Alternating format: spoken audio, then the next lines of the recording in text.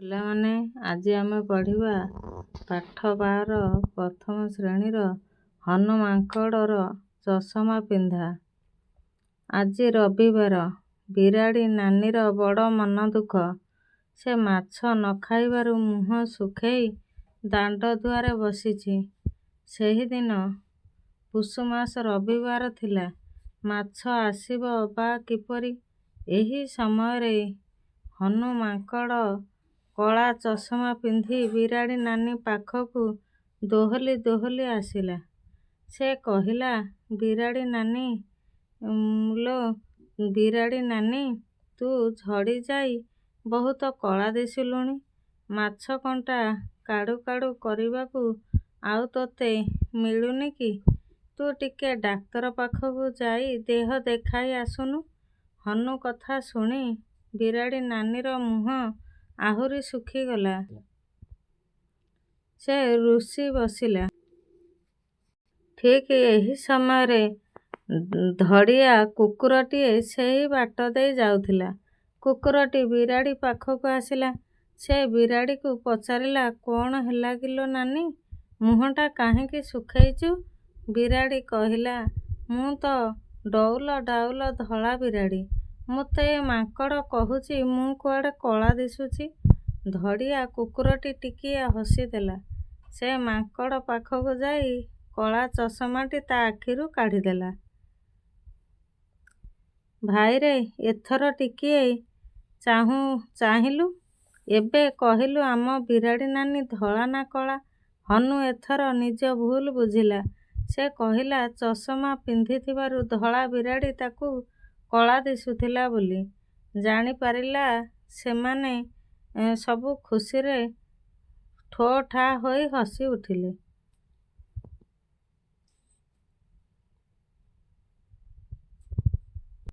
ଏକ ଆସ କଥା ହେବା। କ ଗପରେ କାହାର ମନ ଦୁଃଖ ଥିଲା?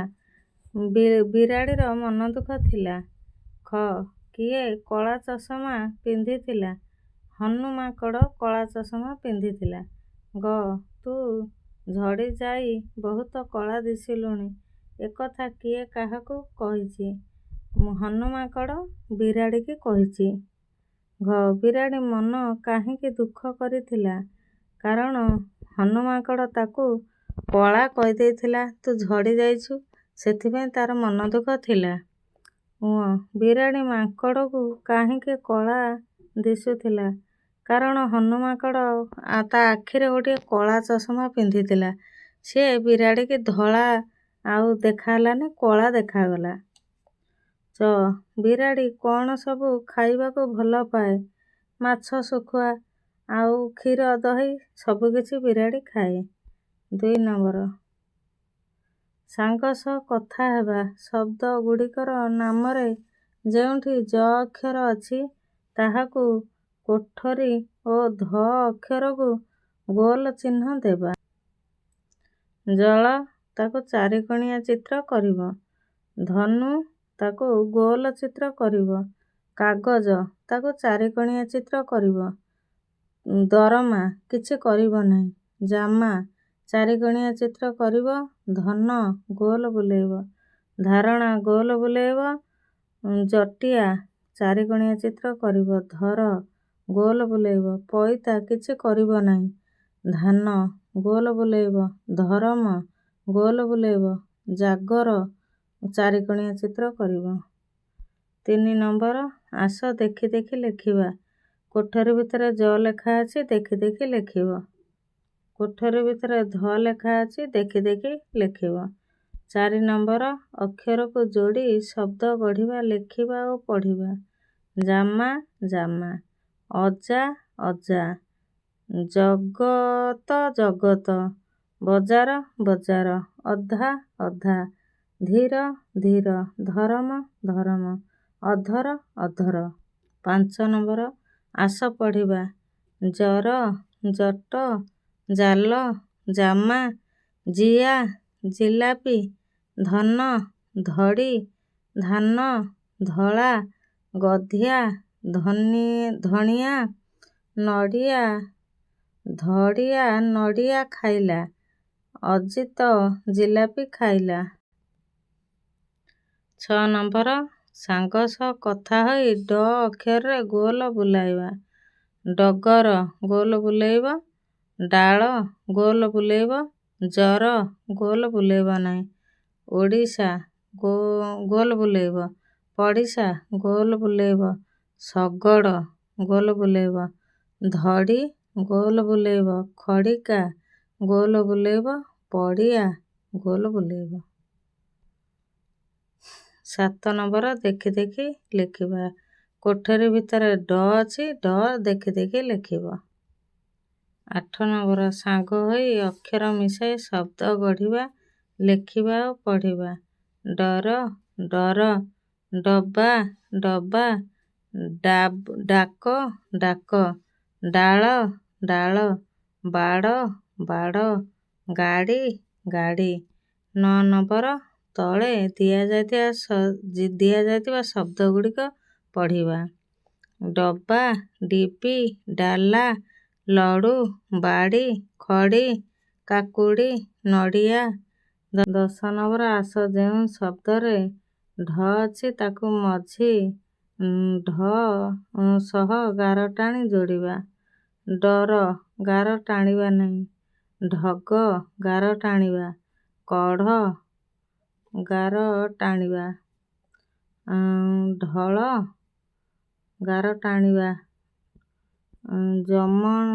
ଢମଣା ଗାର ଟାଣିବା। ଡବା ଗାର ଟାଣିବା ନାହିଁ। 11 ନମ୍ବର ଆସ ଦେଖି ଦେଖି ଲେଖିବା। କୋଠରୀ ଭିତରେ ଢ ଅଛି, ଦେଖି ଦେଖି ଲେଖିବ। 12 ନମ୍ବର ସାଙ୍ଗ ସହ ମିଶି ପଢ଼ିବା। ଢଗ, ପିଢ଼ା, ଢମଣା, ପଡ଼ୁଆ, ଝଗଡ଼ା, ଗଢ଼ିବା, କଢ଼, ପାରା ମୁଢ଼ି ଆଣିଲା, ଡାମରା ବଢ଼ିଆ ଲଡ଼ୁ ଆଣିଲା। ପାରା ଲଡ଼ୁ ଚାଖିଲା, ଡାମରାକୁ ମୁଢ଼ି ଦେଲା, ଡାମରା ମୁଢ଼ି ଖାଇ ନାଚିଲା। 13 ନମ୍ବର ଚିତ୍ରର ନାମ ଖାଲି ଘରେ ଲେଖିବା ଓ ପଢ଼ିବା। ଗାଜର ଖାଅ, ମାଛ ଧର,